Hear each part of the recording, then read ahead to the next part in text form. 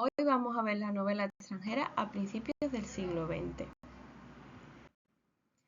El contexto histórico, social y cultural de esta novela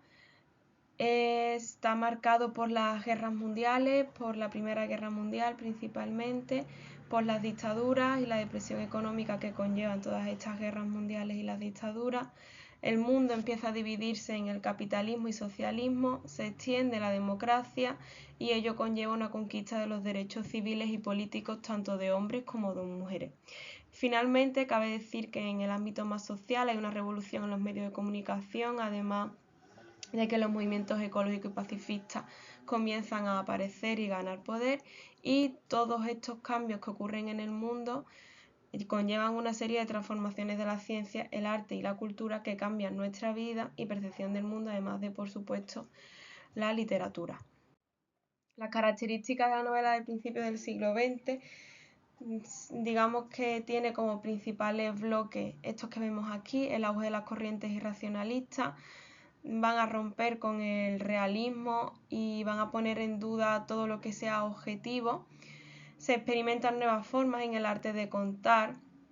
llegando incluso a ser más importante el cómo se cuenta, la forma, al contenido, y la novela del siglo XIX entra en crisis debido al descrédito de estas ideas racionalistas y positivistas, es decir, el realismo del siglo anterior va a quedar completamente obsoleto, y se va a poner en duda todo aquello que se crea que es objetivo.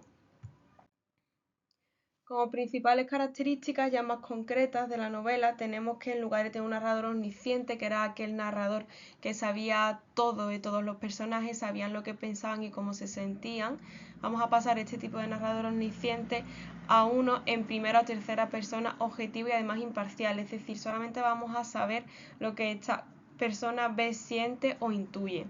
El narrador va a cambiar continuamente de personaje, pudiendo narrarse un mismo hecho desde diferentes puntos de vista, es decir, por ejemplo, hay una muerte y esa muerte va a ser narrada por todos los personajes que aparecen desde su punto de vista. Los espacios van a ser más simbólicos, imaginarios o incluso el interior del protagonista. El tiempo ya no va a ser lineal ni el tradicional, es decir, las obras ya no van a tener un planteamiento, un nudo, un desenlace completamente estricto, sino que vamos a dar paso a unas obras abiertas en las que va a haber muchos saltos en el tiempo, tanto hacia atrás o hacia adelante. Va a haber como novelas policíacas en las que se empieza directamente por el asesino y luego ya pues te cuentan cómo se ha llegado a esa situación, por ejemplo. Los personajes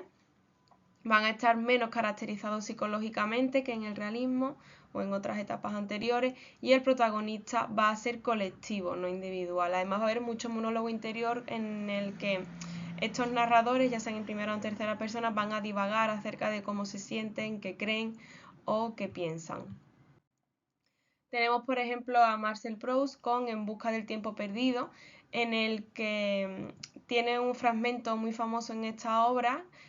que cuenta cómo, a partir de cómo se come un trocito de magdalena, como veis en este fragmento, él recuerda, es decir, rompe el tiempo de la obra ya no va a ser lineal, va a hacer un flashback en el que va a recordar X episodios de su vida anterior.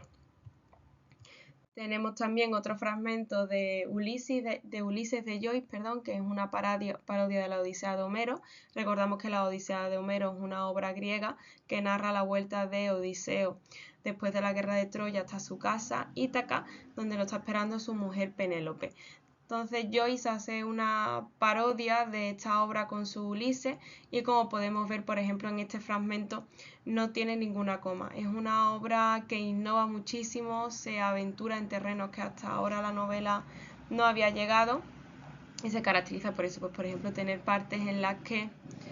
no tiene ningún tipo de coma, o vamos a ver otras partes que son muy largas y que solamente tengan coma. Aparte de Joyce o de Marcel Proust, que hemos visto antes, tenemos otros autores que destacan, como Virginia Woolf, que sufría bipolaridad y que se suicidó en un río poniéndose piedras en los bolsillos, y que redactó obras como Las olas, que es una de sus obras más famosas. Tenemos también a Kafka, que tenía una malísima relación con su padre, incluso llegó a publicar unas cartas que le dedicaba, que la verdad es que son bastante duras de leer, sabiendo que se las dedicaba a su padre.